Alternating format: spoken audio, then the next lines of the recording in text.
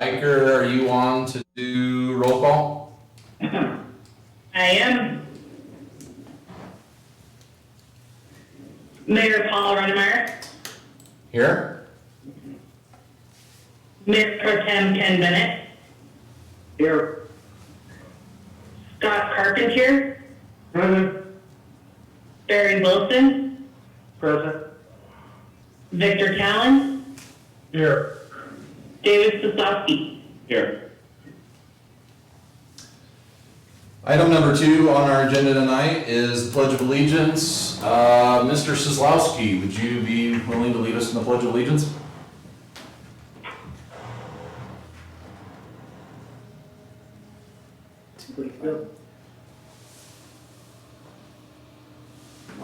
You guys have got a flag on this one. I pledge allegiance to the flag Of the United States of America America.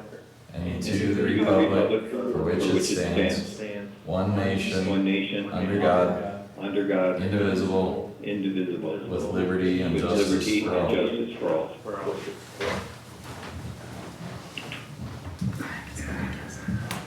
All right, item number 3 on our agenda tonight is review of agenda by the board and any addition of items of new business to the agenda for consideration by the board. Are there any changes or additions to the agenda tonight from any of the board members? Otherwise, I would seek a motion to approve. I move that we approve the agenda as presented. Second. So I have a first from Mr. Bennett and a second from Mr. Wilson. All in favor of approving the agenda as presented this evening, say aye. Aye. All opposed, say nay. And we have unanimous approval of the agenda tonight. Item number 4, Board Liaison Reports. Town Board Member Carpentier, Chamber of Commerce, Clearview Library Board. Thank you, Mayor. Well, I am still just learning the ropes and starting to meet everybody and get introduced into the people and the ways of doing things. We have our first chamber meeting tomorrow. I do have my first chamber meeting tomorrow, Wednesday on the 10th. It's going to be a live meeting, so that'll be great. And I hope to be able to report things back to you at the next meeting.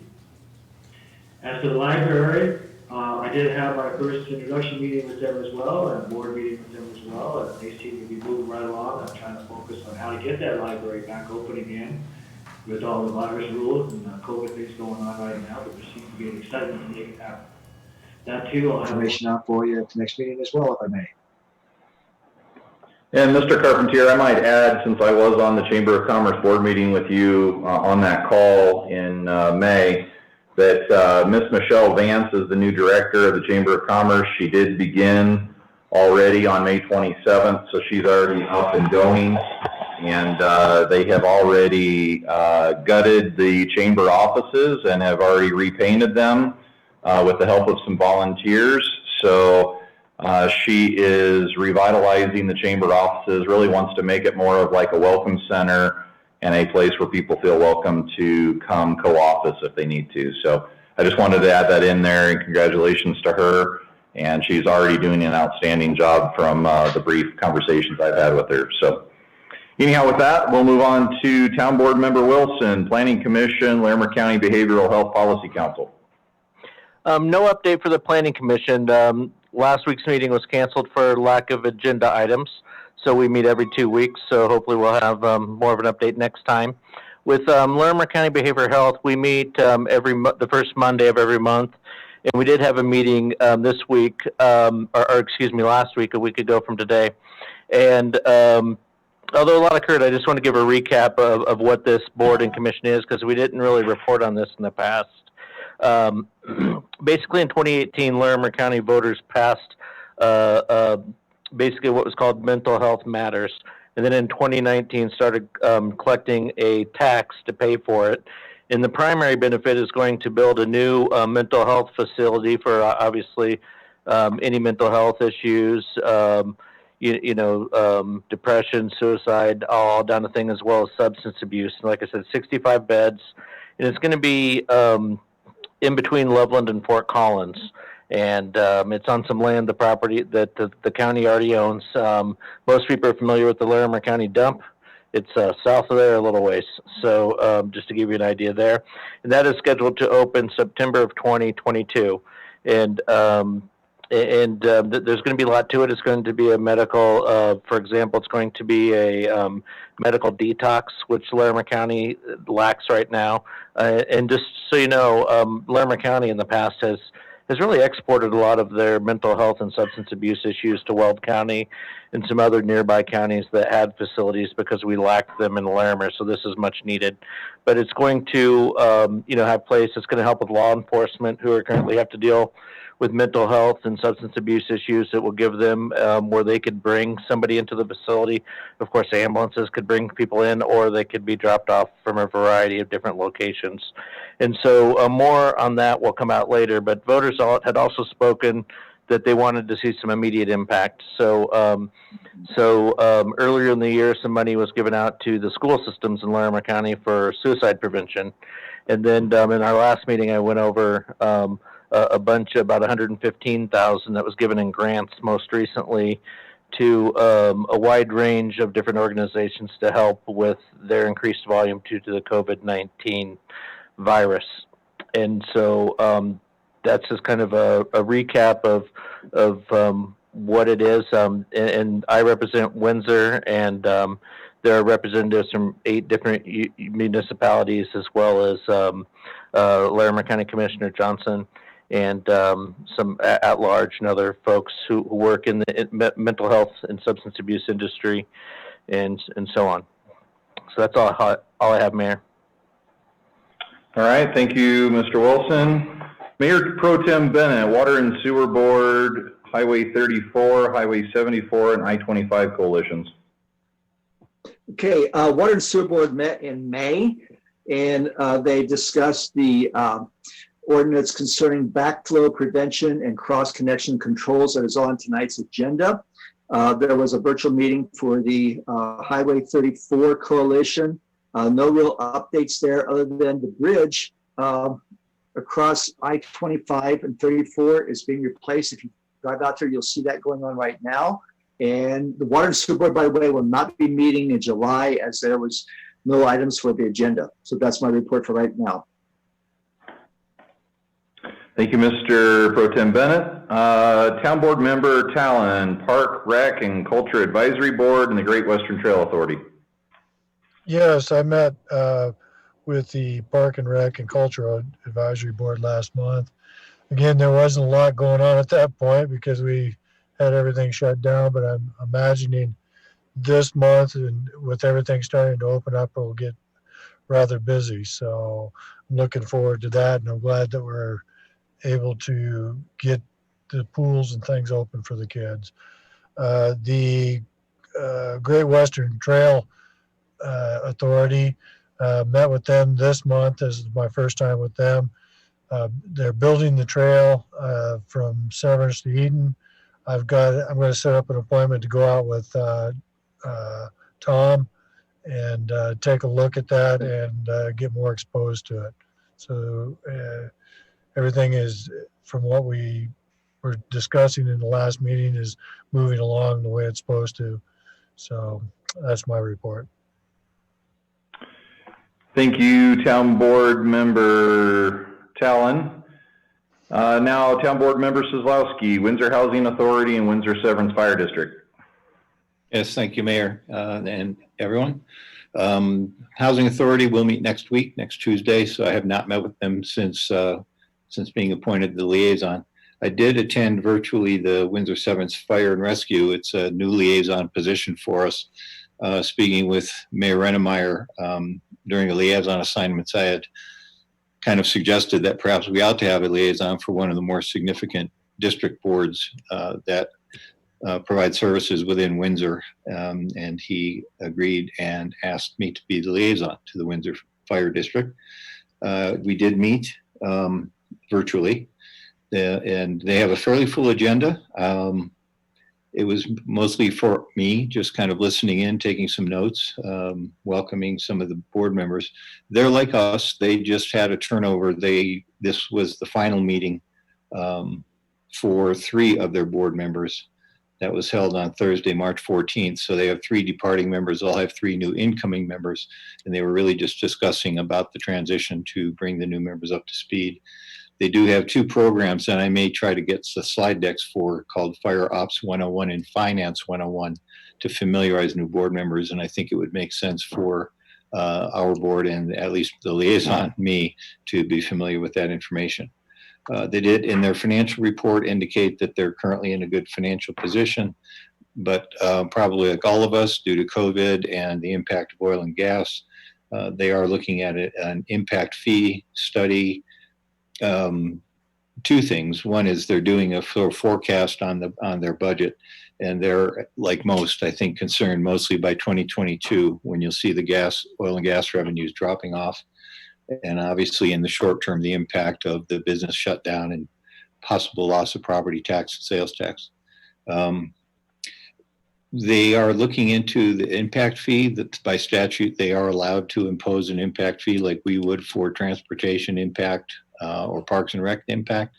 The state statutes allow fire districts to similarly impose an impact fee on new construction, and they are looking into that. It would no doubt be a fee that the town would impose and collect on their behalf. Lots of other stuff being discussed in terms of activities and operations, but that was the primary focus of the meeting on the 17th. Thank you. That's all I have. Thank you, Town Board Member Sosowski. I have Downtown Development Authority in the North. NPO. In May, the Downtown Development Authority met. We had several things that we discussed, and then I wanted to touch really quick on the joint meeting that we had with a select few of us out at the 4th Street property. But first I wanted to cover that there's a lot going on downtown. There's going to be new signs new banner signs, like off of the light poles, that are going to be installed downtown by the Downtown Development Authority, letting everybody know that businesses are back open, kind of letting everybody know that we're business friendly, etc. So those will be getting installed here in the next month or 2. There are a mini grant program for our alley, a mini grant program for our alley design that's going on as well as there is a scope of work that was approved for the demolition of 512 Ash Street to remove the structure that's there right now, as well as a facade improvement program for 500 Main Street. There's been a grant application that's been churned in on that to be able to fund that program. And there are several other grant updates regarding AARP, the Main Street Mini Grant Program, as well as, like I said, the banners. So several different things that are going on with the Downtown Development Authority. The other big one, though, that I wanted to talk about was Mr. Hale, myself, Mr. Bennett, Mr. Ashby, Brent Finney, and I'm trying to think of the other individual from, why am I having a mind blank? Right, From, the realtor, he works for. Dan Brunk from, yes, from Hayden Outdoors, was there, and we toured the 4th Street property, both addresses. It's a lot bigger than it looks from the outside, and there's been much interest. You probably, well, basically where we're at, and I think Mr. Hale, touched on this in his weekly update last week, that we're going to try to get at the end result of our touring of that property was that we wanted to have both boards from the DDA and the town both meet out on site to kind of put your eyes on the property, to be able to conceptualize some different ideas that were being thrown around by I believe it would be about 6 of us that toured it a couple weeks ago. So, and I will also say that we also had a quick little meeting that involves the Downtown Development Authority with Peculiar Ales that's going in the Windsor Mill, and they are on track for a mid-July opening there of that brewery. So It's pretty exciting. They aren't going to have any food service at their opening, but look to be establishing that at some point after they're open and off and running. And I think they're gonna have 16 brews on tap that they are all gonna produce in-house. So Mr. Hill was definitely excited to hear that. So several other things really quick with the Downtown Development Authority. They're moving rapidly to get liquor licenses approved with several different businesses. You might have already seen this in the update for Toast, Acoli Maluna, Toast, Cacciatore's, and the Tavern. Signs for to-go parking are being printed right now, thanks to Dean Kaler.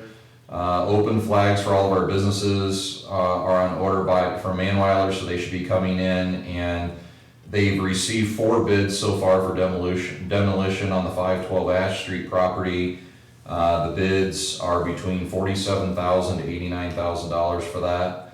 So the Downtown Development Authority Board will be talking about that in our June meeting.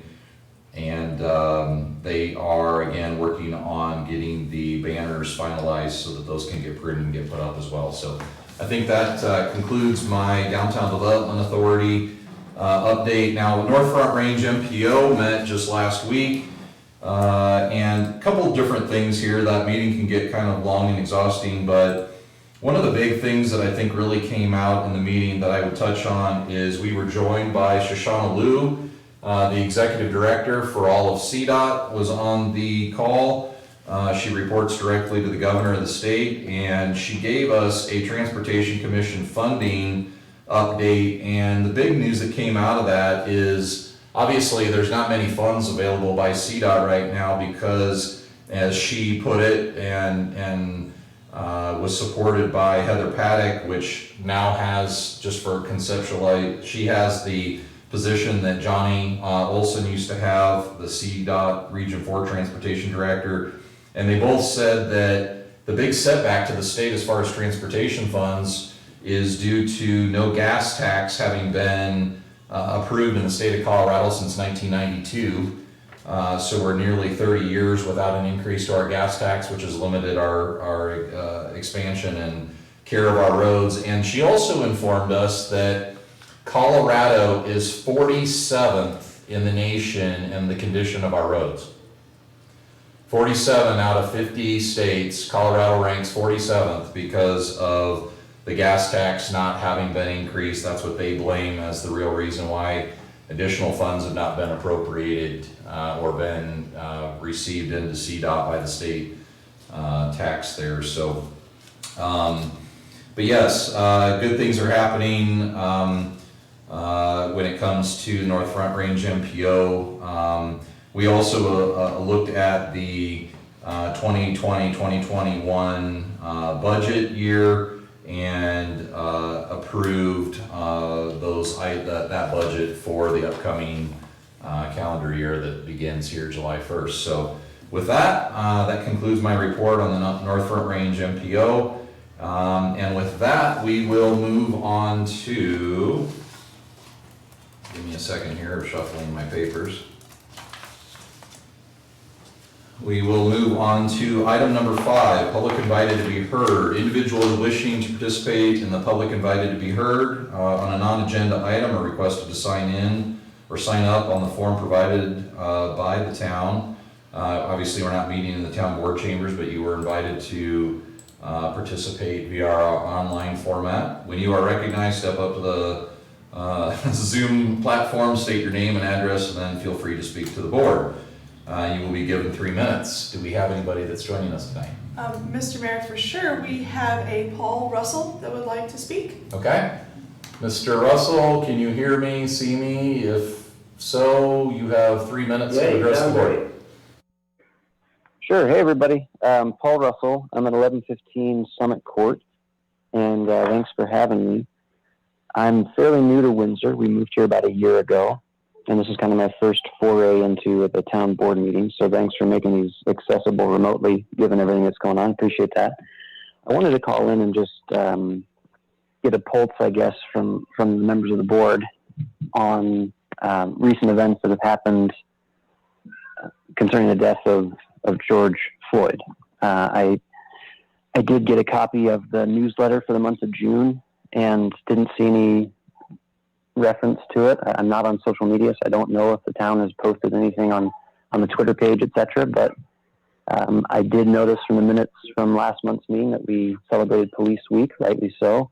But I do think it's right that the town show some solidarity with those who have suffered from police brutality. And if that hasn't been done, I would encourage you to think about the best way to do that and to take steps to do that. So just wanted to express my opinion as a citizen here in the town with a Black neighbor, that we have folks among us who are hurting right now and could use some support. And I think it would be good to show that we're thinking about them, that we care about them, and that we want things to change, including some of our own policies that may need to be reviewed here in the town of Windsor. So not sure if I'll get my 3 minutes, but that's about all I have to say. And with that, appreciate any feedback. Mr. Russell, I appreciate your comments. We have had our police chief give us an update on, or provide me an update today on the town's, our PD's response to the use of force, policies, and procedures that our local PD follows, which is universally the same as far as, there is no excessive use of force that's allowed. And with that, I don't really have anything else I can really add right now to your comments from my position. But I appreciate you bringing this to our attention and sharing your thoughts with us tonight. In Your Honor, if I can, Mr. Russell, this is Shane Hale, Town Manager. I would just say that the Chief of Police did put a statement out on social media on Friday. And so we have been on social media. The timing with the newsletter is just, it takes us a while to get that to the printer, so I don't think there was any opportunity to, just by the time we sent out the newsletter to the printer to address that. But it has been on social media. As the mayor said, the police are aware of just kind of the 8 can't wait, and just that conversation about use of force. The mayor, chief, and I have all reviewed those, and I think that the leadership team for the police department is going to do a more thorough review of our policies and make sure that we're aligned to, keeping in mind both, I think, our resident safety and officer safety. So, we're painfully aware of all everything that's going on in the country, and we are trying to be certainly responsive to that as well. Are there any other? Thank you, Shane. This is Barry Wilson. Oh, Sorry, Paul. sorry, Mr. Wilson, I didn't see you had your hand raised. No, that's okay. No, I think it is on the top of everybody's mind. Not only in Windsor, but across the country. And I appreciate everything that our proactive steps that our town manager and chief of police have taken to do so. Paul, I wanted to make you aware there is a peaceful march tonight in Windsor that's going to go up 7th and I think Main Street to the police station.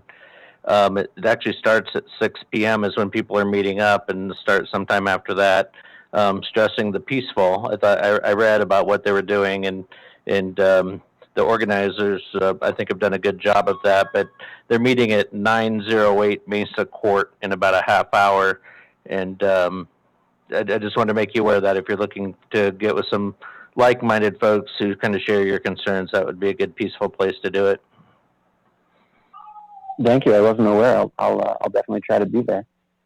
If I could just add one additional comment, I really appreciate everything that's been said. The review of policy, I find that very important.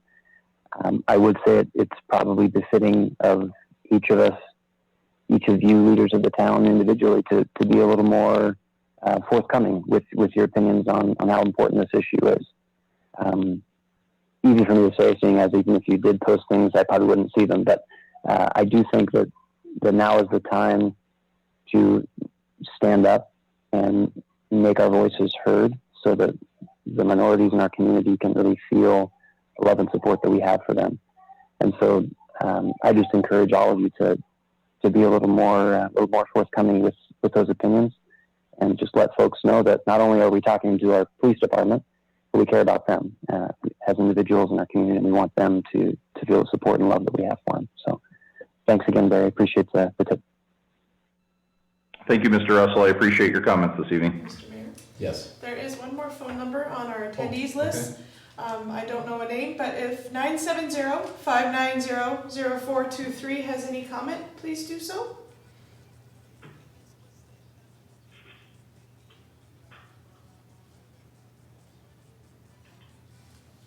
Is there an additional member of the public that wish to be heard this evening? Okay.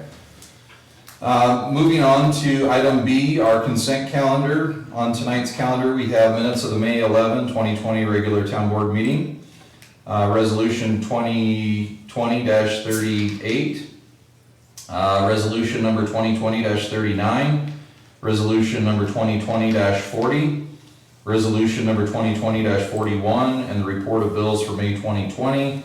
Are there any comments regarding the consent calendar? Otherwise, I would seek a motion to approve.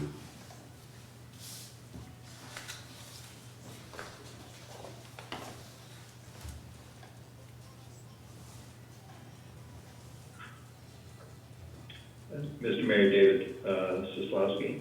I have looked through the consent calendar items. I did have a few questions that were answered by our town manager and staff, so I am perfectly happy to move that we approve the consent calendar as submitted. This is Barry Wilson. I second the motion.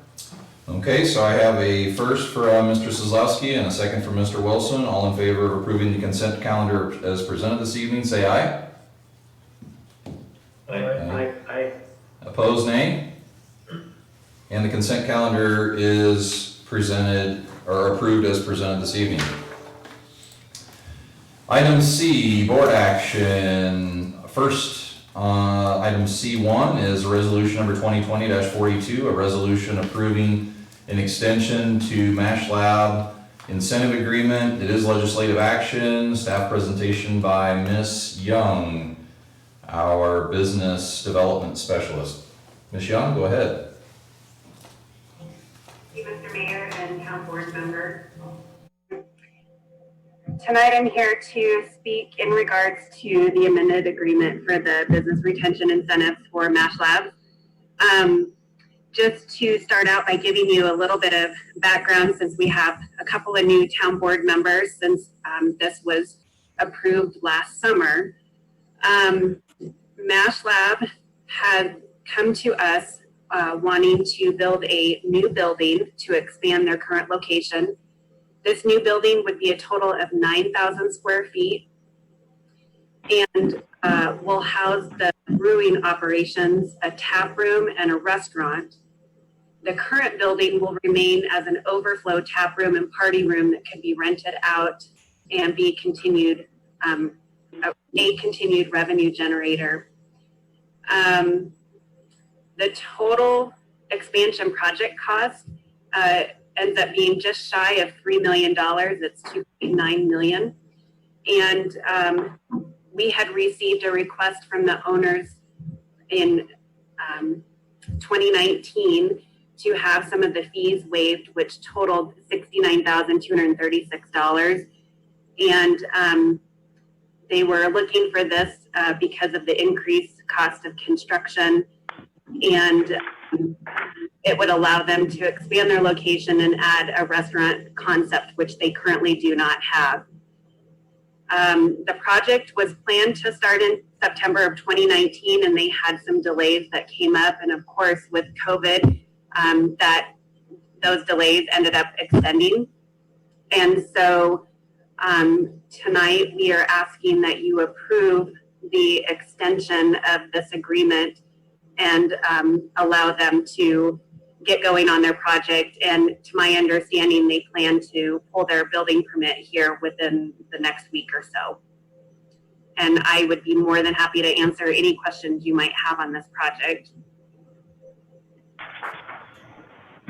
Do we have any questions from town board? I'm seeing none at this time, sir. Okay. Again, this is legislative action.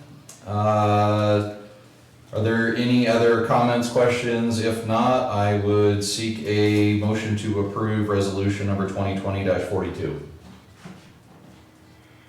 Mr. Mayor, I move that we approve resolution number 2020-42.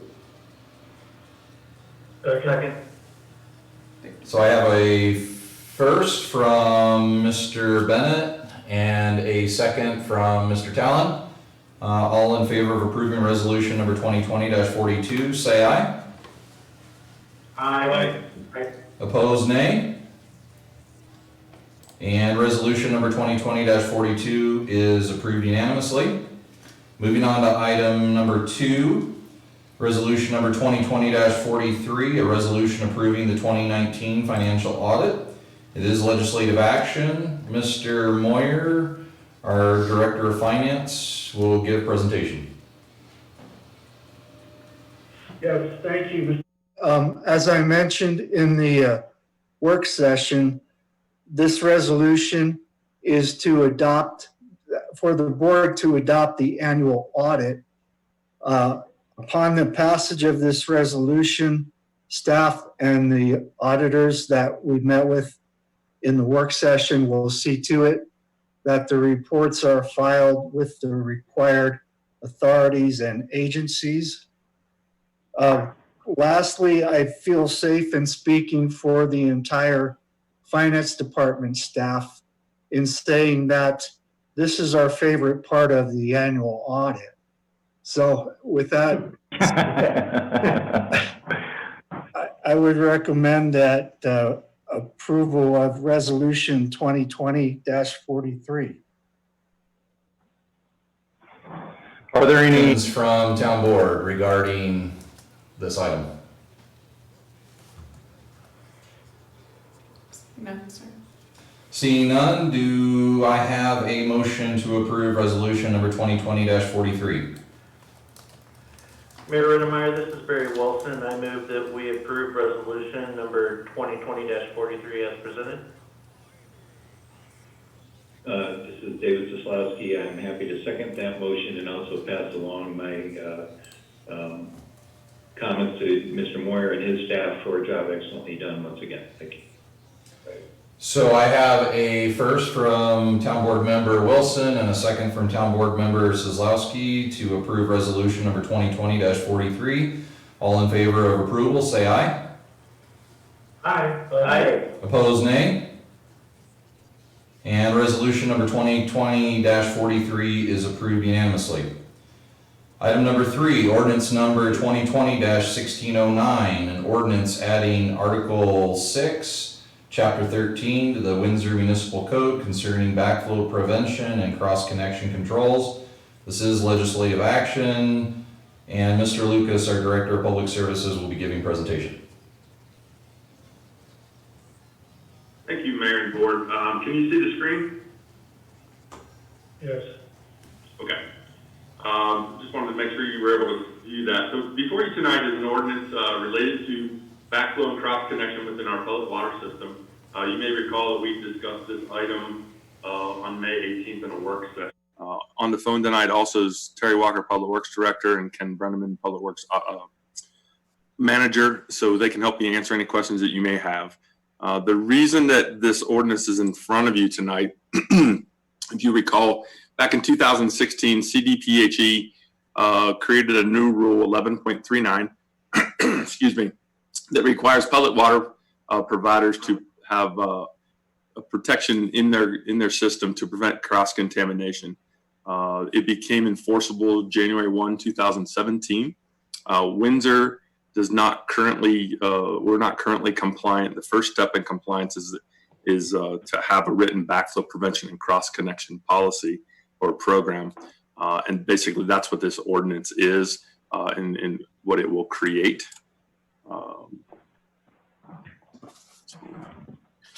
So what does the ordinance do? It basically authorizes staff to have an annual survey of our system and all connections done. The focus here really is allow us access onto private property if we can't get it, especially in commercial, industrial, and multifamily areas. We are not focused at all on single family residential. If we become aware of them, we address it with the homeowner when we become aware, but that is not the focus of the ordinance, nor is it the focus of CDPHE. It requires owners to control or remove cross connections if and when they're discovered. It does allow us to collect fees to administer the program. However, we're not recommending that at this time. As in addition, we kind of discussed that during the work session a little bit. Once this is enacted and we get the program up and running, our intention really is to place the onus on the commercial folks. So what we'll do is send out letters, request that they get their annual audit done by a list of providers that we put out there that are authorized to do the inspections. Hey, Eric? Yeah. Eric? I'm sorry, all we see is the first page of your presentation. Okay. It's not site report. Sorry about that. Give me a second. It's a great first slide. Oh, yeah, we really Thanks. He must know this whole presentation like the back of his hand. I do. So did it switch that time? What slide are you seeing? We're still seeing your first slide. I'm still seeing town board June 8th, 2020, slide number 1. Eric, you're on annotation. Note? You're on annotation note view, Yes. that slide. That may be the issue. Interesting. You might have to stop sharing and reshare to be able to get to where you need to go. There you go. Yeah. Sorry about that. That work? Hey, Yeah. nice. Hey, Okay, there we go. back in business. Sorry about that, and I appreciate you making me aware. I obviously can't see that. So I'll start back over here on this slide. Basically, what does the ordinance do? It allows us to do our annual survey of the connections in the town, providing us access to private property if we need. Focus, again, is really commercial, industrial, and multifamily. It is not on single-family homes. On occasion, we may become aware of something and then we handle it with the homeowner, but it is very rare. It does require owners to control or remove cross connections if and when they're discovered. It does allow us to collect fees, but again, as I mentioned, we are not intending on collecting any fees at this time or in the future. Our intention, as we discussed at the work session, was that we would publish a list of local businesses that are able to do this inspection on an annual basis, send letters out to the businesses to make them aware that, hey, your annual inspection's due. Here's the list. Please contract with someone on that list to get your backflow prevention device inspected, and then make us aware that inspection has happened by an authorized person to administer the program, and then we would go from there. And then it does require record keeping and annual reporting on the town's behalf.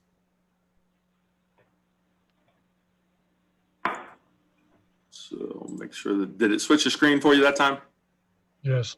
Okay. Yes. So what is a backflow and cross connection device? So there's a picture of one on the right, but basically it is preventing water from flowing in both directions. Water should only flow in one direction. So if it was able to flow in both directions without one of these devices, if there was ever a pressure drop in the system, it would create the ability for water to be vacuumed or sucked back into our public water supply.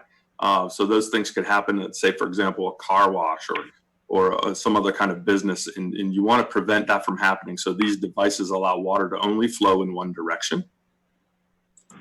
An example, and I show you these same photos. These are out at the water tower here at the Public Service Campus. So this is a contractor who's filling his water tank from the hose that we provide. And you can see the gap between where the water comes out of the hose and goes into the tank. That's called an air gap. So that's preventing the water from going in both directions. But what you can see in the picture on the left is sometimes a contractor will hook up his or her own hose to our hose and stick it directly into the tank. So if there was a pressure drop, in theory, the water could be sucked back through the hose into our water supply system. knowing that we have a backflow prevention device, which is the picture on the right, inside the station that allows them to access water, thereby preventing any cross-contamination or water coming back into our public water system. So just wanted to share with you that example. So the recommendation tonight that staff is asking the board is to approve this ordinance, and then we will kind of get the ball rolling on our program on an annual basis. So it is written based upon what you reviewed back on the work session in late May. There's been no changes, so be glad to answer any questions that you may have, and again, seeking approval of this ordinance. Are there any questions of the board? Seeing none, sir. Okay. Again, I'm sorry. Mr. Bennett. Oh, we have a late hand. Mr. Bennett. Yeah. It takes a while to push the buttons to unmute. I just wanted to reiterate that the Water and Sewer Board did review this, and they did recommend approval. There are questions when concerned, and Mr. Lucas addressed that this does not apply to residential. That's correct, and I appreciate you mentioning that. Thank you. any other questions? Hands? I'm not seeing any. Mr. Lucas went to the questions page, which is fitting. Now we're seeing his backpack adventures. Yeah, I'm okay. trying to get out of it. So, that's quite animal that you happened to catch on that trip. Again, this is ordinance number 2020-1609. It is legislative action. Seeing no other questions or comments, I would seek a motion to approve. Mr. Mayor, I move that we approve ordinance 2020-1609. Second. I have a motion to approve by Mayor Pro Tem Bennett and a second from Town Board Member Wilson to approve ordinance number 2020-1609. All in favor say aye. Aye. Opposed? Aye. Mr. Bennett, I'm assuming that that was a late yay for approval? Aye. Okay. Yay. Yay. Then ordinance number 2020-1609 is approved unanimously. Item C4, a resolution 2020-44, a resolution approving an intergovernmental agreement between the town between the town of Windsor and, sorry, the way that's written, between the town and Windsor and the Weld County Board of County Commissioners with respect to participation in the Community Development Block Grant Program. It is legislative action, and staff presentation will be by our very own town manager, Mr. Hill. Mr. Carpentier was saying something. Mr. Carpentier, were you trying to add something there as I was reading? Hang on one second. Sorry, I trying to hit my button the wrong way. Sorry. Yeah. that's okay. Hopefully you closed the deal.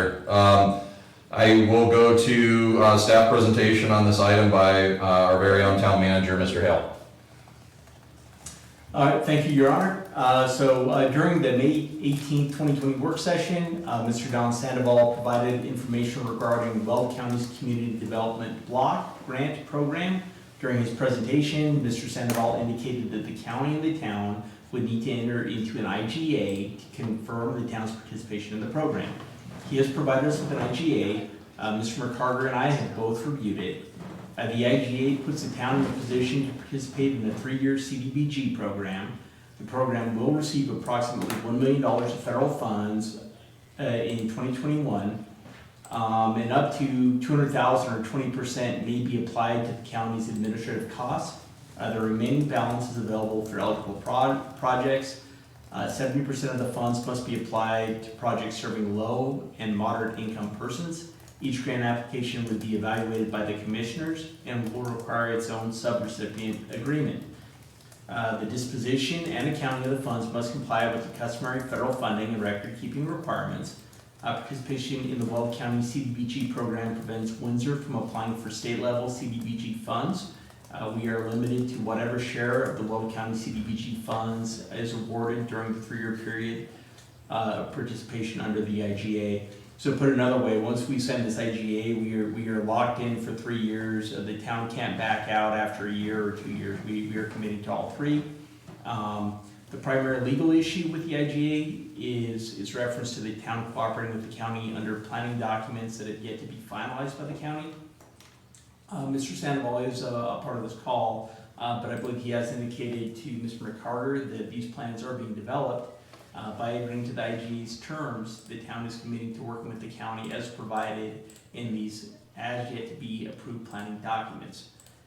So I think with that, I would just say that Mr. Sandoval is on the call. We see him there.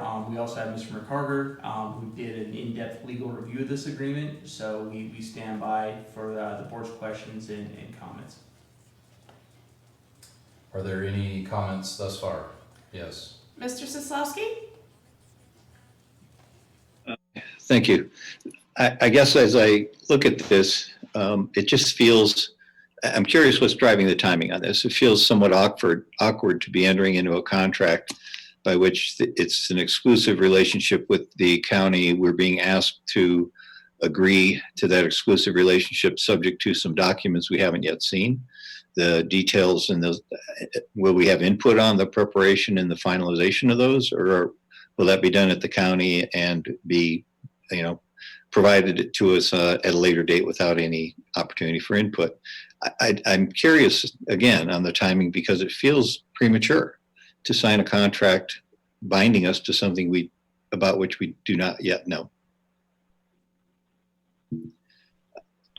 Mr. Hill, is that for you, or do you want Mr. Sandoval to answer that at some point, or what? Well, I think Mr. Sandoval understands the timing of the IGA and the requirements on that end, so I think he would be the best person to at least address the timing issue as far as the need to sign the IGA now. Mr. Sandoval, I'll throw it to you then.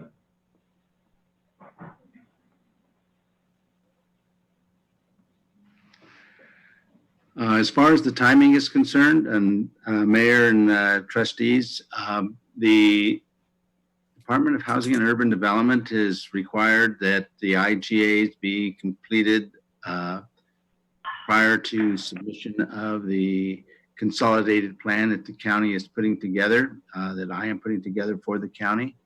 The town will have opportunities for input about the needs assessment portion of the consolidated plan. I've sent the survey form to the town asking a list of needs so that we can do the needs assessment. All the municipalities are asked to submit those needs assessment. That's part of the consolidated plan. Once the needs assessment is put together, then we're going to have also public input and input from the municipalities as far as developing the action plan for that has to be submitted along with the consolidated plan to HUD. That is all moving forward. We're going to continue to ask for citizen input once the consolidated plan and action plan is completed. That's part of the HUD process, so that we will have open hearings on that as well. So yes, the municipalities will have input all the way through the process. Mr. Soslowski, did you have a follow-up to that, or are you? I guess it's still not clear. It sounds like the reason that we have to sign this now is due to a HUD requirement, not necessarily the county asking, but it seems backwards. And I guess I'd like to ask Mr. McCarter, only because if you read through this contract, it's referencing subrecipient agreements due to CDBG regulations, citing series of regulations and a lot of other external authorities that get pulled into this agreement, about which I know nothing. So I guess I'd ask Mr. McCarter, I'm assuming he's been through this and is comfortable that the legal obligations imposed on the town by signing it are consistent with our normal operating procedures. If I may, thank you, Mr. Sislowski, and thank you, Mr. Sandoval. The terms of the agreement that integrate a lot of federal regulations and requirements, that's pretty standard for whenever you receive federal funding. It's the dance that you must do in order to receive money that is provided through the federal government. So I don't have an issue with those terms, including the roster of regulations. So that is pretty standard stuff. I guess if I can continue, Mayor, just kind of pushing on this. I know in our work session, Mr. Bennett was asking whether these funds might be able to be used to support the senior housing complex that was being planned on the north side of town by King Soopers. And I'm curious how this would work out. Obviously, that housing authority is entering into their own contracts for construction. I noticed one of the Mr. McCarr, one of the things referenced here is Davis-Bacon, of course, and that would impose a certain wage and salary requirement on the construction of that project. Is that how it would work? In fact, if these funds are used, then the housing authority would have to comply with Davis-Bacon and all of the other federal guidelines. That's right. Yeah. Thank you, Mr. Sislowski. That's right. If the federal funds are going to be used to pay those kinds of expenses, then Davis-Bacon does apply. And that all gets further specified in the subrecipient agreements to which you referred earlier. Those agreements are really where the rubber hits the road in terms of how the dollars are going to be distributed and what strings are attached. And I see Mr. Sandoval nodding because I think in his experience with DOLA, that's how it happens, is that once you get to a specific project, then you can start working out the specific terms of these subrecipient agreements. So those are open to negotiation, or are they mandated? Well, certainly federal forms. The format is fairly mandated, but in each case, we've had success negotiating terms that make sense to both parties. I can't imagine that the federal government or that the county would allow us to negotiate around Davis-Bacon, but there are other aspects that are subject to negotiation. I guess, Mr. Hale or Mr. Senator, one of you, I think what was discussed in the work session is if we did not sign this, by apparently today or authorized at this meeting, then we would miss the opportunity to participate in the Weld County managed funds for 3 years. I think that's what I heard. And I'm curious if we are not participating in those funds in that program. I believe we can potentially still participate with the state directly. Pros and cons pros and cons on those options? But that's my understanding, Mr. Sosowski, that we have one or the other. We can either participate through Weld County. We can continue to have our availability to participate through the state. And so I guess it's for the board to determine those pros and cons. But yeah, it's one or the other. But by not participating in Weld County, we wouldn't be also foregoing our ability to participate with the state. So we could choose one or the other. And Mr. Sandoval, if you have anything else, at least on the pro side, any advantage you see to being with Weld County?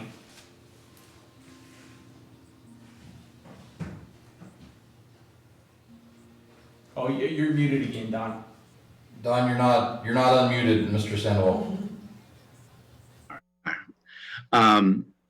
Thank you.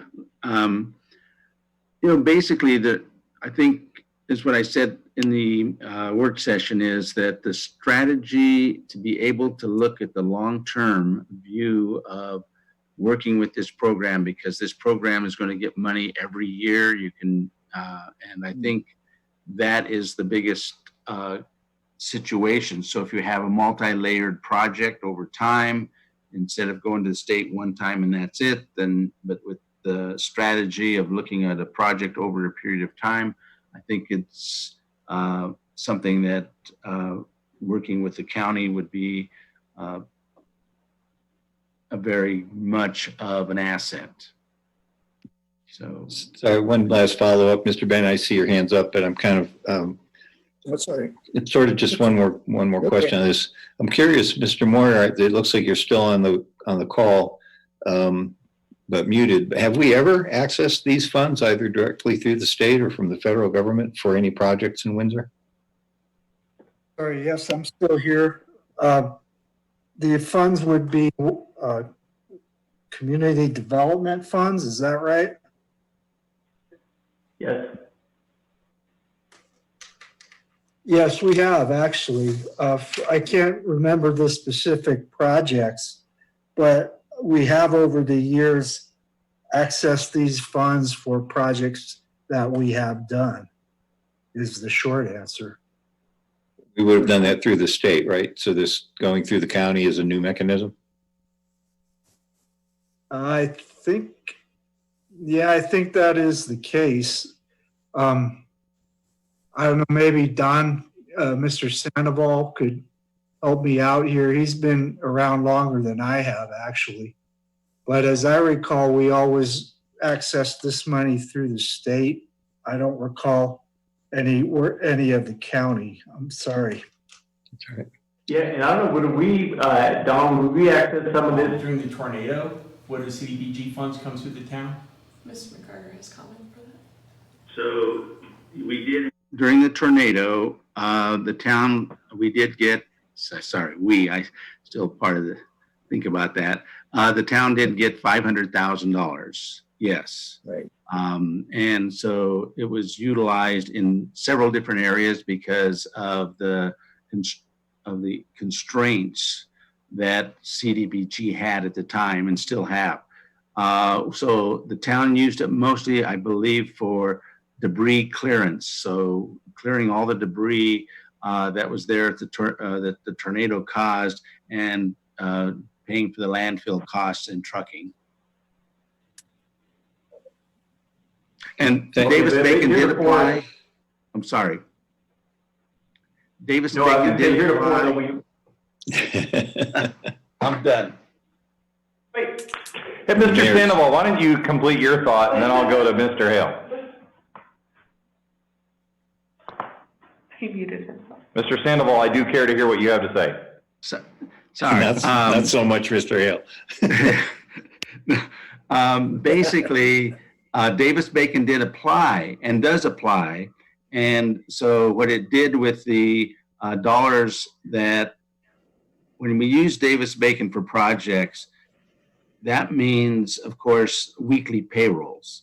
And this part of the state, weekly payrolls are the only thing that drive the cost up. It's not the cost of additional of the labor costs, because people are paying Davis-Bacon wages or above. And so, but it's the administrative of the weekly payroll situation that have to be turned in. That's what makes the cost go up a little bit as far as administratively. Mr. McCarter, did you have comment to that? I did, but Mr. Sandoval covered it when he answered the question about the CDBG grant money that we got after the tornado. That's how I remember it as well. Mr. Hale, I'll go to you. Mr. Bennett's been waiting. Oh, Mr. Bennett, I'm sorry. You've been waiting for comment here or question. No problem. I think I'm on mute. Can you hear me? Loud and clear. I got several questions. I'll ask them all so whoever needs to can respond to them. First of all, I'm going to go back to the Windsor Housing Authority and make certain that Mr. Sandoval understands that is not an entity of the town of Windsor. It's a separate organization. So the question would be, as they are looking at expanding living quarters for seniors, low-income seniors, they've asked us to waive $661,000 in fees. Could the Windsor Housing Authority apply for these funds to use for fees? And then, of course, that would take the place of our waiver. So that's part of the question. The other part of that one is if they could not apply directly after the fact, once the project has started and we have actually indeed waived the fees, could the town of Windsor apply for reimbursement of those fees? So that was my first question. Second question is really to our town staff. Do our staff have ideas about projects that would qualify that we might apply for? And the third question, and this will take a little bit more probing, I think, if we didn't sign on to this, what's the downside to our town? So I'll just start there.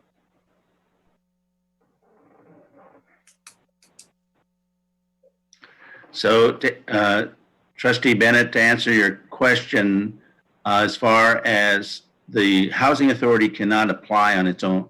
It has to come through the town. And partnerships have always been, when I was running the CDBG program for the state, partnerships were always good. As far as reimbursement of projects, that is something that I haven't looked at being able to do at this point in time, because there are lots, as you know, there are lots and lots of projects out there, and to reimburse projects, I think we want to look forward, and I would be at some point in time be glad to talk with the folks from your housing authority, the Loveland Housing Authority, to look at how a project is staged, because there's maybe some opportunity at that point in time to look at different things that could be funded during a staged situation. What about staff? Do we have ideas of projects that might qualify? Mr. Bennett, I think that short of the housing authority, because of the income requirements through CDBG, I think it'd be a lot more isolated. I do believe that Mr. Sandoval presented 3 weeks ago that they do have programs where people met the income requirements. They could kind of work with the county, and that would bypass the town. So I'm absolutely certain we would have residents that would qualify for this. As far as a larger town project, I think given our general demographics, that likes to be a little bit more of a stretch for me, but I think you have honed in on the housing authority, which I think is probably our best opportunity, because we know that there's a big need for senior housing here, and we know that those folks generally meet all these requirements. And of course, at this point, we have not, I don't believe we've had communication with the housing authority about this program. I don't think so, no. What's the downside? If we don't sign on to this IGA, what's the downside to the town of Windsor? Well, I think a little bit of the downside that Mr. Sandoval pointed out, which is, if we're working with the county, we have a project that's a multi-year project. I think we may have a better ability to do a longer-term project than with the state where we have to go and reapply. So I think that is a fair note that, kind of the advantage of being with Weld County is to the extent that we can get their support on a multi-year project. I think we could plan a little bit better internally. So that would be, I think, likely the only or the biggest advantage of being in this IGA.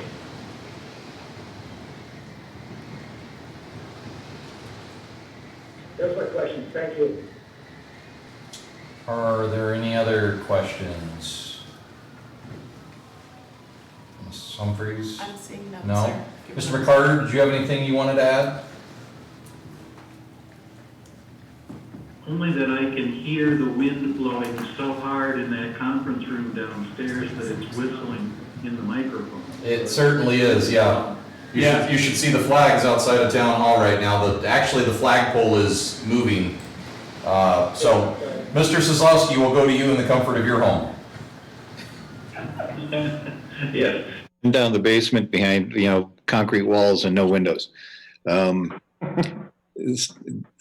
may have to stay tuned for tornado number 2 here. Forgot that. Anyway, I guess, and again, this is, trust this is coming from sort of nervous lawyer in me, right? Because it feels like it's sort of, we're being asked to sign a contract and don't worry, the other party will fill in some blanks later and you'll be happy with it. If this were private practice and I were representing a client, I'd probably tell them, no, I don't think you should do this. Or why are you being forced to doing this before the full details of the deal are known? And I still haven't gotten a warm and fuzzy feeling of exactly why the timing is so critical before the full details of the program are developed. But I'm open to whatever the other board members are wanting to do on this. Mr. Bennett, you have comment or question? Yeah, I do. I've thought about this a lot, and I'm looking for the opportunity. But one of our protocols has been that if we're going to vote no on something, we explain why. And where I am right now, I would have to vote no on this, and I'll tell you why. First of all, I have tremendous respect for Don Sandoval and trust, but he's not the decision maker. So I'm a little concerned about that. Secondly, as Mr. Solowski has pointed out, we're being asked to vote on a legal document that's incomplete. And just in general principle, that's not a good business practice for government to do. I'm not certain that we as a town could qualify for any projects. We haven't talked to the housing authority. That would be a no-brainer, I would think, but it'd be up to them to say that they want to apply probably through us, it sounds like. We don't know all that today. And then finally, if we go this direction, my understanding is it prevents us from applying potentially for other state funds. So for those reasons, at this point, I would have to vote no. I see Shane is going to correct me in a second. Mr. Bennett, this is Shane Hale. I just want to say, this would applying for other state funds. It would just be through the CDBG program to the state. So we just have to, it's either the Weld County CDBG or the state. Yeah, that's right. So we wouldn't be prevented from other state funding. Okay, I appreciate that. Thank you. I still good about moving forward on it.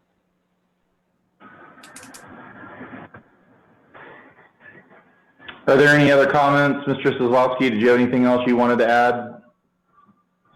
I don't think so. I think I've pretty much I think I've indicated where I come out on this, and I am uncomfortable enough. I would probably vote no as well, for all the reasons I've more or less referred to during my questions. Are there any other, I'm sorry, Mr. Wilson, I saw you unmuted yourself. Did you have something you wanted to add?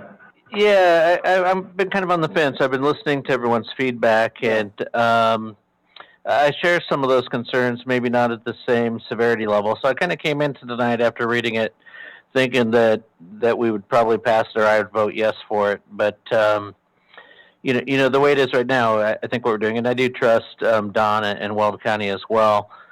I kind of came into it thinking, if we're going through Weld County, we'd have a little bit more visibility to how many funds are available, who we're up against, and it might make the process a little bit easier versus going through the state where it's a little bit more of maybe a black hole. I don't know.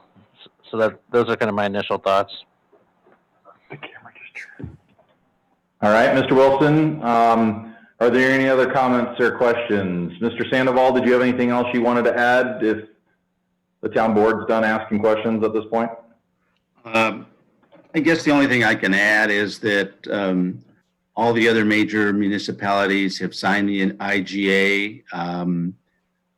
The only IGAs that haven't been signed yet are from the town of Nunn and the town of Raymer. So I do think that it is a good thing to move forward. Of course, I'm asking that you do that. That's my presentation. But I just wanted to let you know that all the other major municipalities have signed it. Erie, Frederick, Firestone, Dacono, Evans, Kersey. The only three that haven't signed it, of course, are Windsor, Nunn and Raymer, and Raymer is on the way to being signed next week. And I'm meeting with Nunn later on this week. Okay. Yeah, given that, I support it. This is Barry Wilson. Okay. Well, we'll be taking an official vote here momentarily, but Mr. Talon or Mr. Carpentier, did either of you have comment or question on this? Mr. Talon, I saw you raise your hand first. I'll go to you first. Yes, I like the idea that we can come in and, within the, the 2 to 3 years that we have on this process, that we can come back and get more funds and not have to reapply. I understand David and Ken's comments about not having a complete contract, but my feeling is I'd vote for it because I think that we need to move forward with this and get this project and this money in hand as soon as we can. Mr. Carpentier, I see that you're unmuted there. I saw you wanting to give comment or question. Thank you, Mayor. No, I did. I think everyone spoke. I think I'm ready to go too. I think moving forward would be the best idea. Okay. Mr. Soslowski has his hand up. Mr. Soslowski, you have your hand up. Yeah, thank you, Mayor. I guess maybe my last comment, there is no project right now in line and there are no funds in line. So Mr. Talon, there really isn't something to proceed with and to start work on or getting funds. In fact, we're not even sure what the funds are or the process of getting them, should we identify a project. Secondly, Mr. Wilson commented that he has great confidence in Mr. Sandoval, and I think we all do. But I don't know that I have as much confidence in the Weld County Commissioners. What they did on our CPACE program, potentially throwing a stone into the middle of a major project for all of northern Colorado, suggests maybe our relationship isn't as warm and fuzzy as we might have thought.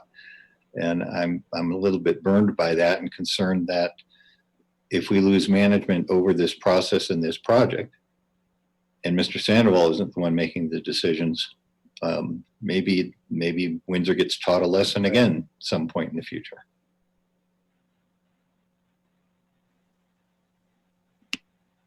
Mr. Sandoval, can I ask you again in regards to the comments that have been raised today, because I don't obviously know how the vote's going to go when we take a vote on this resolution, but if this does not pass, where is Windsor at with this in relation to Weld County and all the other municipalities that will possibly have all signed on to it unanimously, minus Windsor? Well, I will have to go to HUD to see what the next steps might be as far as not having the town of Windsor be part of this whole process. It is, I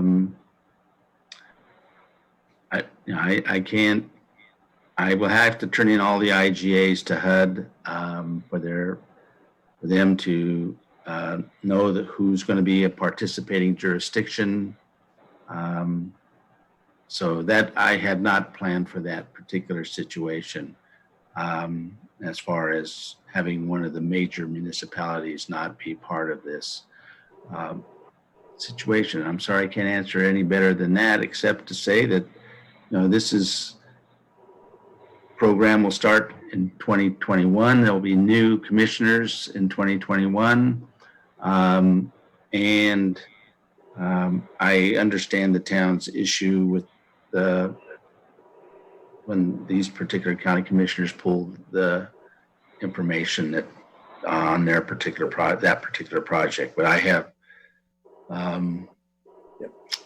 that's the best I can say for you. I think that it is going to start next year, and HUD we're moving down the timeline to get things moving along. That's what we have to do. It's not a bang process, as I'm sure you come to see, and that's why I feel very confident that this program will be run well. And as I presented to the commissioners today, that we want to have a representative from the a municipal representative from the north, a municipal representative from the center part of this county and the south, and on a 7-member advisory board. So I think they were feeling pretty comfortable with that. But we have things left to move on to develop the program, the actual grant program itself. And I am going to model it after the state program that I put together. Mr. Sandoval, go ahead. I'm sorry. Okay, I'm sorry. Mr. Sandoval, I appreciate your direct thoughts and honest feelings about the program. Given Mr. Sandoval's conversation there, I am going to vote in favor of this. Right now, it appears just from the straw poll before we do our official voting that perhaps it was a 2-2 or 3-2 or 3-3, I should say. Well, we have 6 members of the board. I'm sorry, I'm functioning as if we have 7. I put my faith behind Don Sandoval and this program. Mr. Sandoval, one of the things that you just triggered in my mind is that we will be getting new county commissioners elected at the end of this year. In fact, we would have 3 out of the 5 would be new, if my math is correct on that, Mr. Sandoval. I don't know, you'd have to correct me on that, but we will have some different leadership with the Weld County Commissioners going forward in 2021 when this program would start to come together. So with that, if there are no other comments or questions, I would... oh yes, sorry, Mr. Sosowski, go ahead. I didn't raise my hand just because I wasn't sure of the timing, but I think I guess I'd make a comment too. Mr. Sandoval did point out that the election's coming up in November. That gives me some comfort, I suppose. The second is, while we may not like what happens going forward, this project isn't going to cost Windsor any money to be part of, I believe. And so I guess I'm okay with making the commitment on this contract with blanks to be filled in later, trusting that if things don't go well, it's not costing Windsor any money. And secondly, there will be new leadership in Weld County. And just so that everybody can see there, I saw Mr. Saying yes to your comments about it really not costing Windsor anything to move forward at this time. I can only see Mr. Sandoval's forehead, but I still see him saying yes. Yes, that is true. It doesn't cost any money until we have a grant program running and you apply and we put together a project next year. Well, and Mr. Sosowski and Mr. Bennett, I do appreciate your comments and your concerns and bringing that up at this point. But I understand where Mr. Sandoval is coming from, and it gives me a little bit of glimmer of hope that, like I said, that we possibly have a fresh face of the Weld County Board of Commissioners come next January. So with that, if there are no other comments, questions, concerns, I would seek a motion to approve resolution number 2020-44.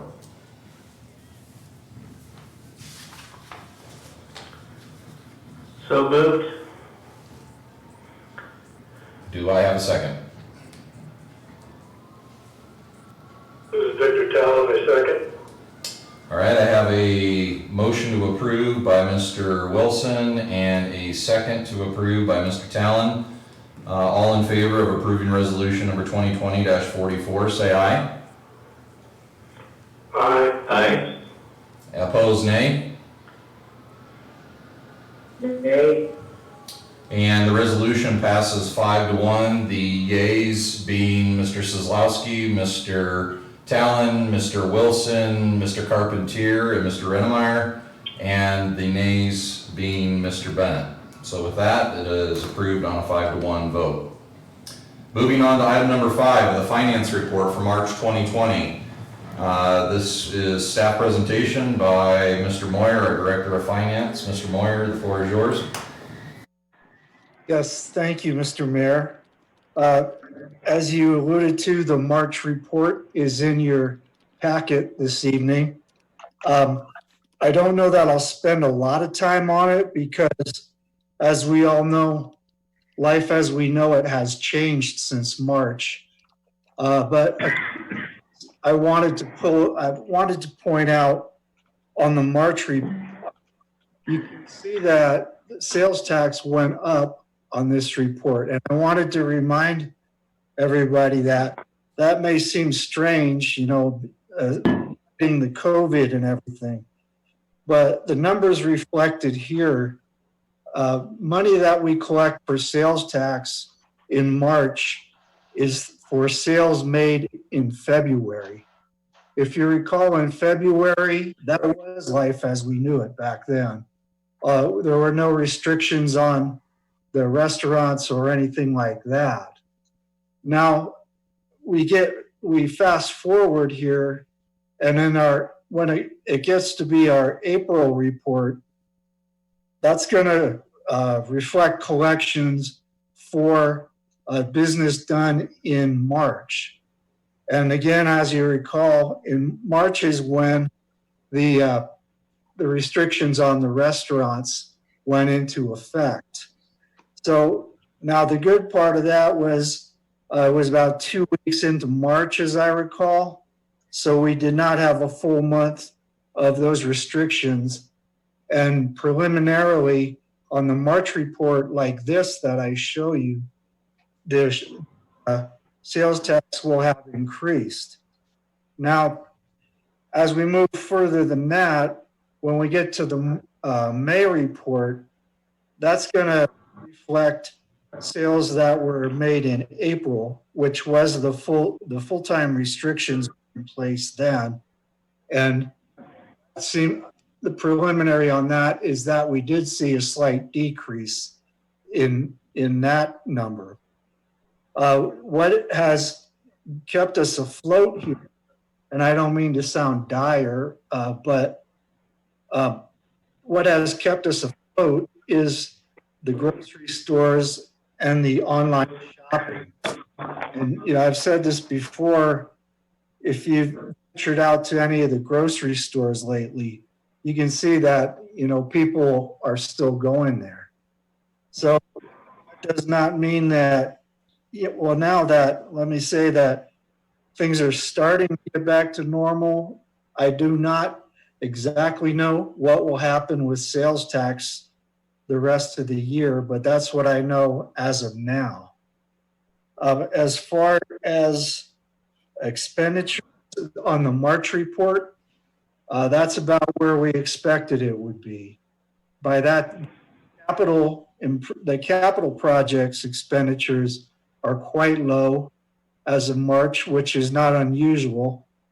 We usually do the first quarter of the year preparing for the building season that is to come in the following quarters. That held true this year as well. And the operations are where they should be. At that time of year, we're starting to gear up for our summer hiring season, which, you know, obviously had not yet started. We did not have those people on payroll as of the timing of this report. So I guess to wrap up my presentation is that we will sit tight and see what is to come. Other than that, you know, if our world were the same as it was back in March, we could expect a similar report in the month to come. We'll see what becomes of the state economy reopening, I guess, for lack of a better word. So short of that, I would answer any questions, but that is my report for this evening. Are there any questions for Mr. Moyer? Mr. Soslavsky has a comment. Mr. Soslavsky's off mute. That must mean he's got a question. I know you all wish you had a mute button. for my microphone. I'm curious, Dean, two questions. And one is, I believe somewhere in the report here, you referenced the single-family housing permits year over year, I think are down 50%, which should impact our various impact fees and construction use tax. Curious of your thoughts on that impact on those limited revenues. But also on your report number, page 7, you have a monthly financial report that shows the budget, year-to-date expenses and variance. The next page, page 8, has that by division, but on that one you show the 2020 budget, year-to-date budget, but also the 2020 year-to-date expense. And I'm wondering if you couldn't do the same thing on page 7, where you're showing the year-to-date budget as well as the year-to-date expenses, just because it sort of shields your year-to-date expenses. Obviously, are going to be a small portion of the total budget dollars, but but if you had another column there like you do on page 8, where you have year-to-date budget, we'd kind of see how we're doing at this time of the year, given our budget, if that's feasible. Yeah, I think we could add that fairly easily, and if that's something that you're requesting, yes, we can do that. The other part of your question concerning the single-family homes and the possible reduction in permits, I have to be honest, I'm not sure exactly where we are in the current months as far as permit issues go. But you're absolutely right with your statement that if the building permits go down, that will affect our construction use tax, as well as items like water tap fees, road impact fees, any fees we charge on new construction. So yes, the short answer to that is yes, it will be affected. What extent, I can't really say. We did what in January and February, we did a bunch of building permits, got paid for there. It appears that it slacked off a little here in March. How we go from here is my best. Hold on a second. There's a chat. 2019. Stacy offered some there, which is probably 791 for it. So, and Dean, maybe I saw it in Shane's weekly report, but somewhere I'm pretty sure the single-family permits this past month was half what it was a year ago. Is that, Shane, does that sound familiar? Yes, sir. I think that we are running about half. And I think that the real, what this is going to really affect is not 2020, but it's going to affect the board as we look at capital projects in 2021 and beyond. This money, we never spend cash that we don't have, which is the good and the bad with CIP. So our CIP fund is funded, all of our use tax goes into the CIP, as well as a lot of fees that come from building permits. So that's going to be the long-term impact. Is how much money the town board has to address future road projects, future parks, future trails, etc. So, the good news is we're going to have a pretty good estimate of what those revenues are as we go into our CIP planning for 2021. The bad news is it's certain that it's going to be a lot less money than the board's had in the past for planning, which is going to make our choices a lot harder.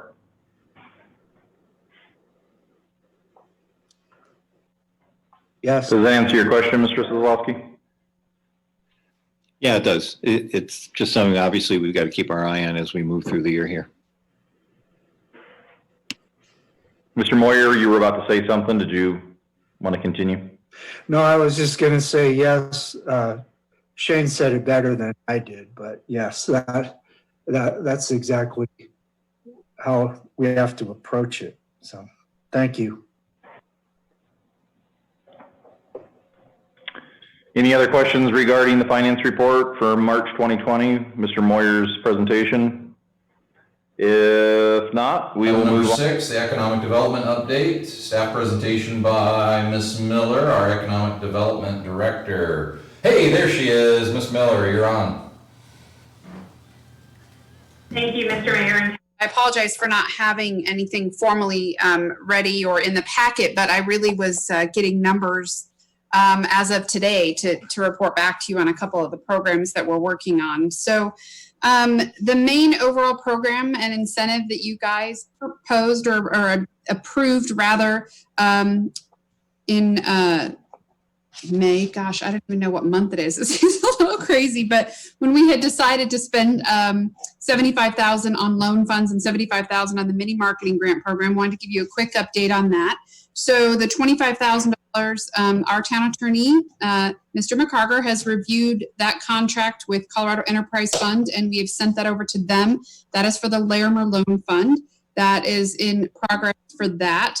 And Weld County, I have been in contact with Rich Warner, who is the president and CEO of Upstate Colorado, and they still have not yet finalized their terms for their loan program.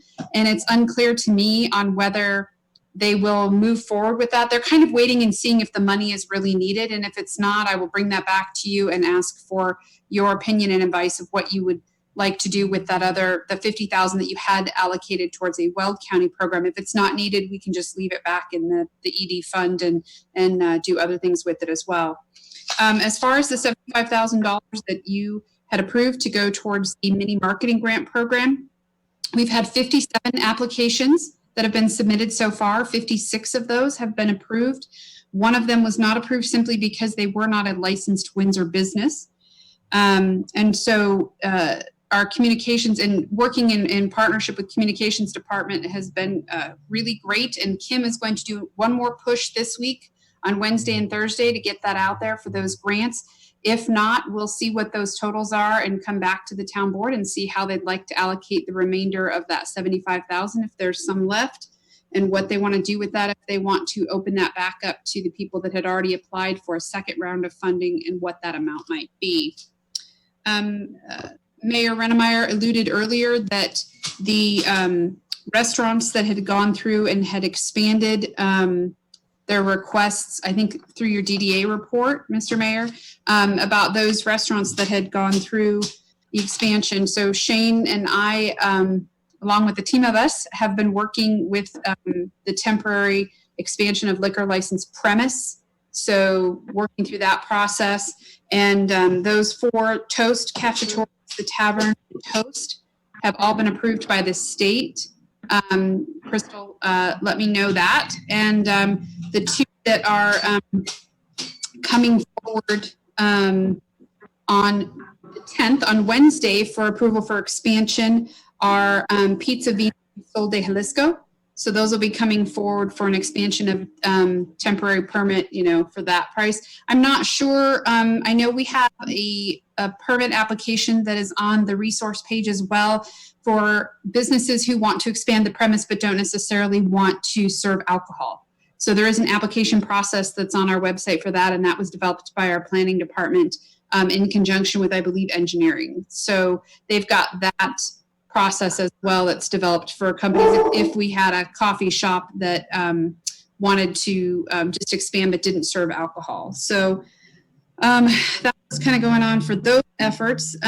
Jill, on top of all of our other Zoom calls, restaurant calls, recovery meeting calls that we've been involved with, Jill has reached out to 117 additional companies that were not in those categories, meaning they weren't in the salons or the massage or the restaurant or the chiropractor, those initial businesses rather, that were shut down. So we are still continuing business retention and expansion outreach efforts, not just by survey, but by one-on-one touching those specific companies to see how they're doing and if there's anything we can do to help them out. So that is my brief report. No boring charts and graphs this month, so yay. Don't have to look at all those. But I will turn it over to you for questions if anybody has any questions about the economic development update. Thank you, Ms. Miller, and your charts and graphs are never boring. Mr. Szlowski.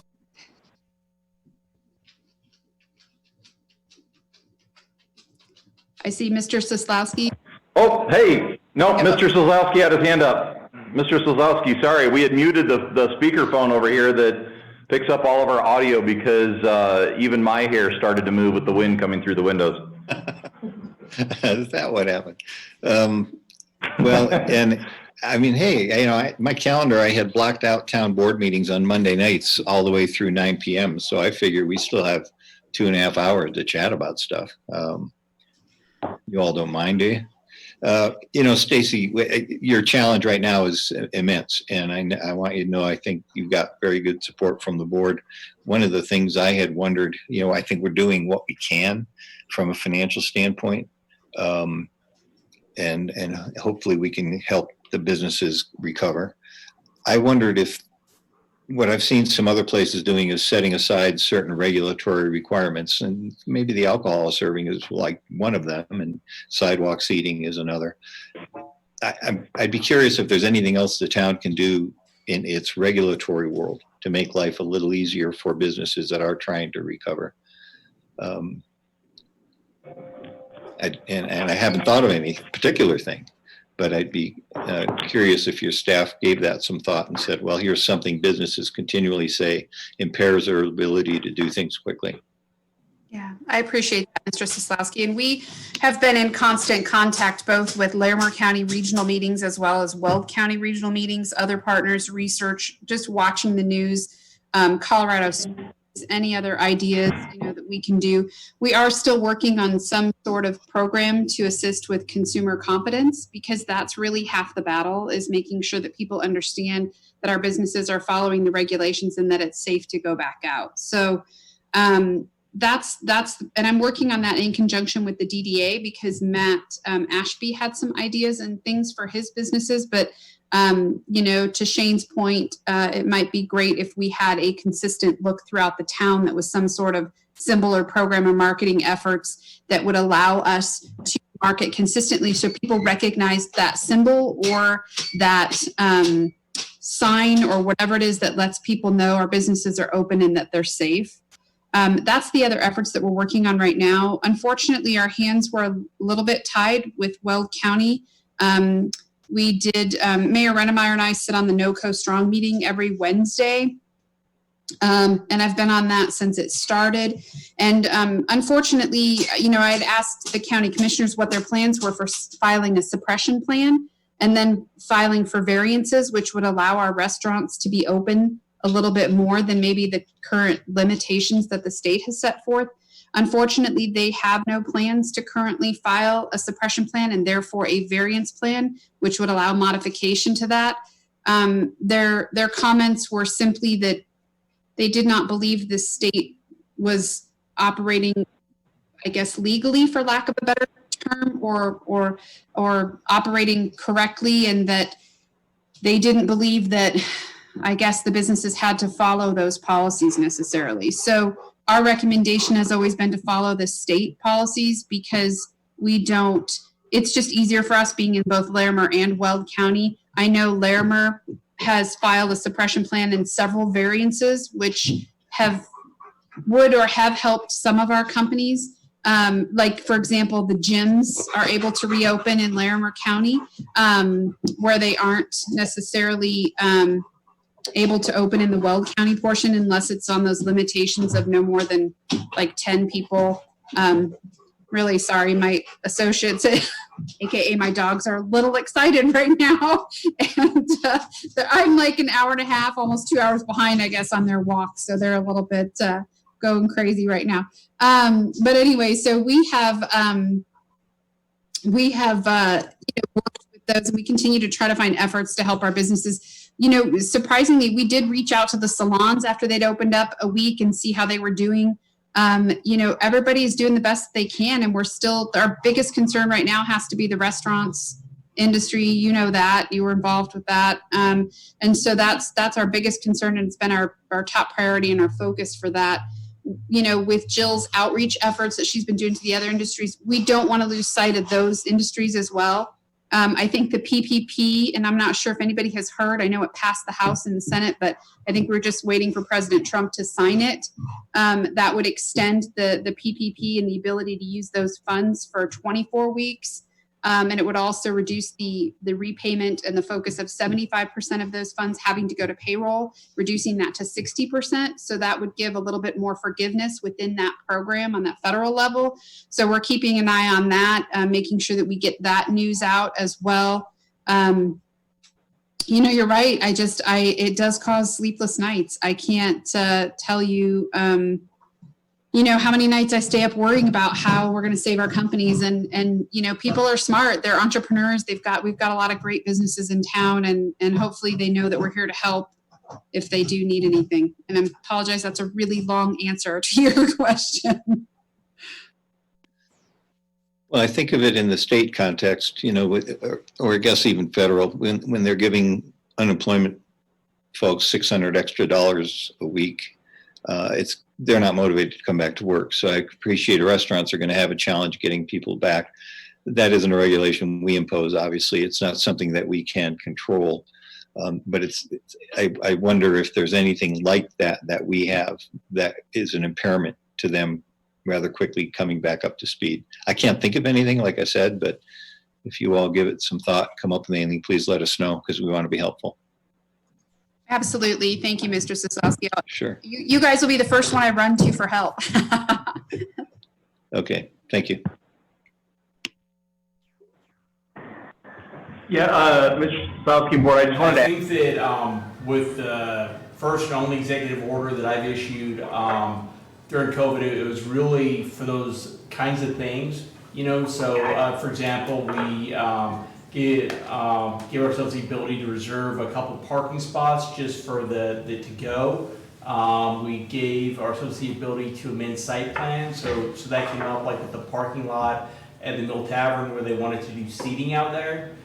So we are trying to identify what those little hurdles are, those little informalities, and just get action. And I can tell you, I've participated in a lot of meetings with our economic development team, and the question is always asked, what can we do? How are we in the way? So I think we are searching that out and asking those questions, and I think it's important for us to continue to ask those, but to the extent that we have found those thus far, we have tried to expeditiously address those. Are there any other questions I'm sorry, Mr. Sosowski, I was just going to ask if there was any other questions for Ms. Miller regarding her economic development update. Mr. Sosowski? No, I said I'm fine, thank you. Oh, okay. Thanks. All right, well, moving on to item D, communications from Town Attorney, Mr. McCarter. I don't have anything this evening, Mr. Mayor, thank you. Communications from town staff. I guess I'll pick on several people here. Mr. Moyer. Thank you. Do not have anything really, except that I did not present the February financial report tonight in the communications part of your packet. I figured 3 presentations of financial stuff in one night was a little too much, so I just put that in there for you to review if you feel so inclined. That's it. Thank you. Thank you, Mr. Moyer. As I'm seeing him here, Ms. Young, our business retention expert. Ms. Young, do you have any communications for us this evening?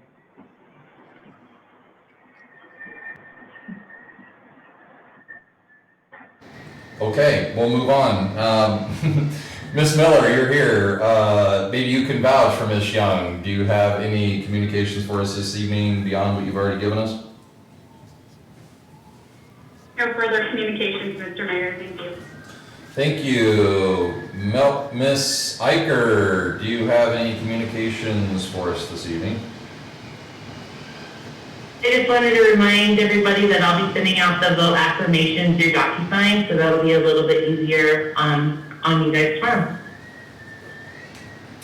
And Ms. Iker, I want to take this moment to thank you for your service to the town of Windsor. Unfortunately, your time with us is coming to an end this Friday, but I want to wish you well in your future endeavors with Wellington, and everything you've done for us hasn't gone overlooked. So we appreciate that. Thank you so much. Thank you.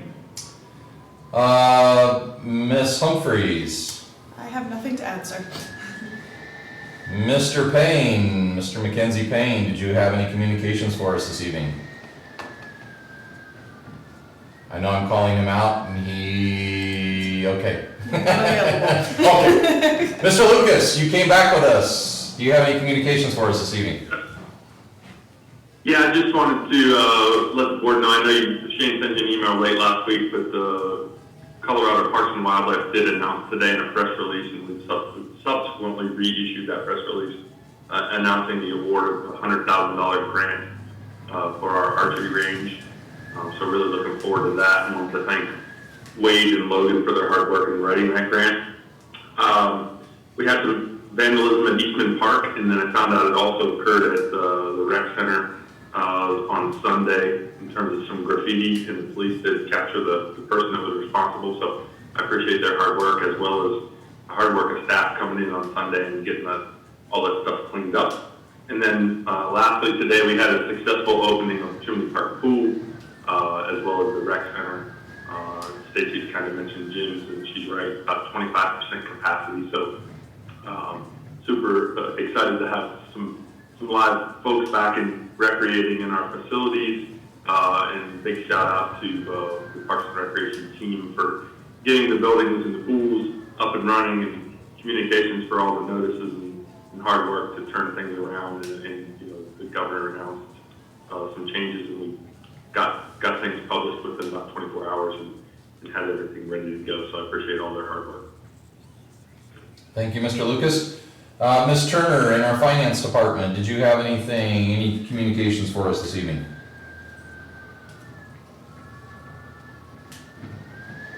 I do not. Thank you very much. Thank you, Ms. Turner. Mr. Thornhill, do you have any communications for us this evening? I do not, Your Honor. Thank you, Mr. Thornhill. Ms. Malone, in our planning department, senior planner, do you have any communications for us this evening?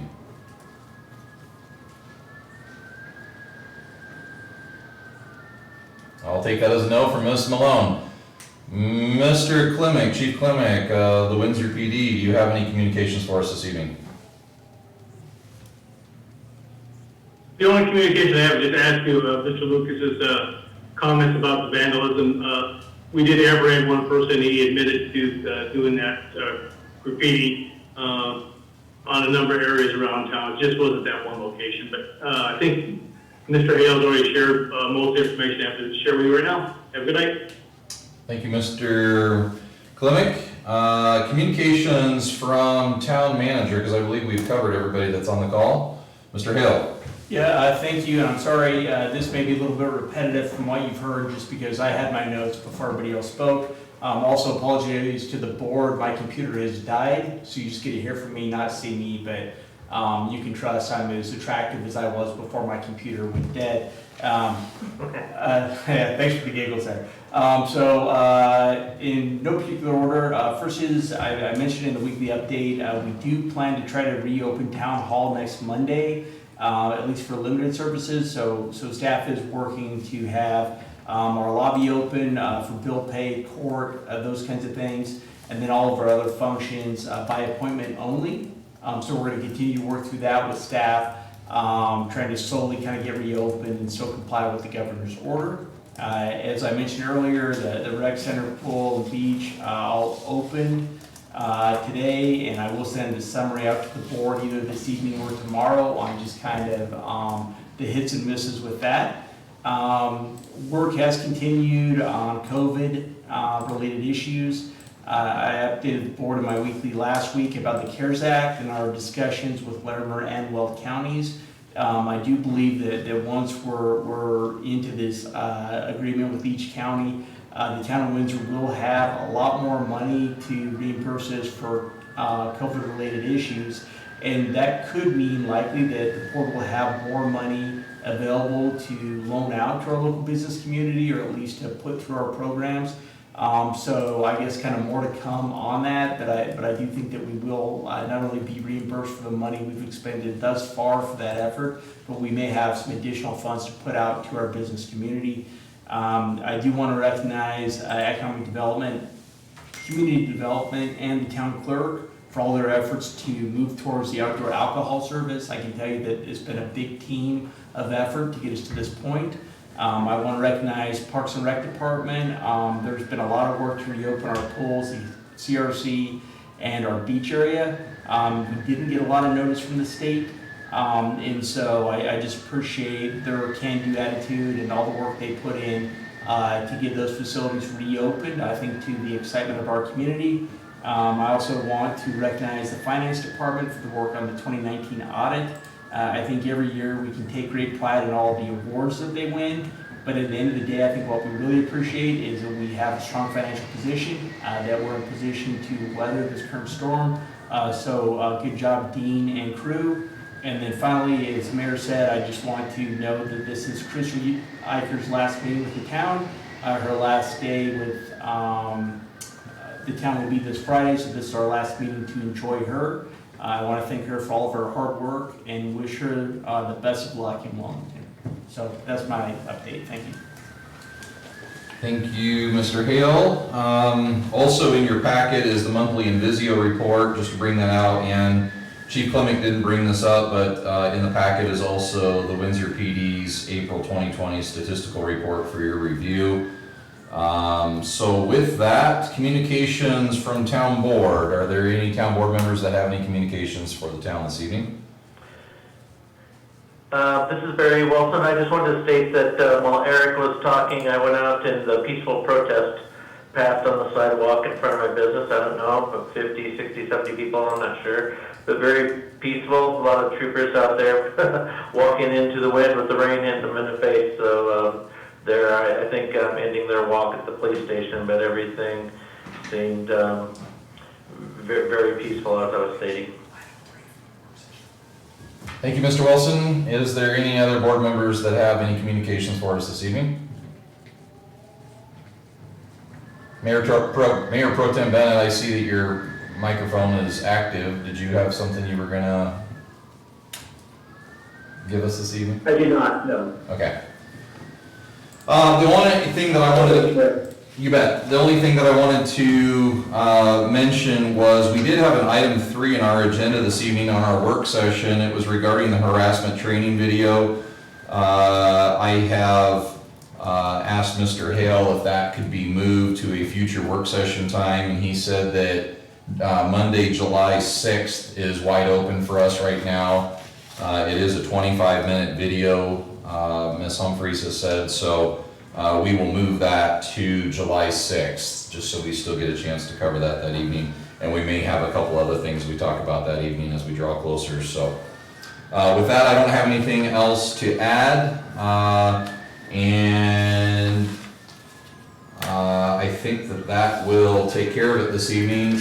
Next weekend, next Monday, we do have the District 4 vacancy interviews that we will be conducting in our work session, along with whoever that individual is that is selected would be sworn in the following Monday night, June 22nd. So, and a reminder that there is no meeting on the 5th Monday of the month, June 29th, right now. So with that, I would seek a motion to adjourn.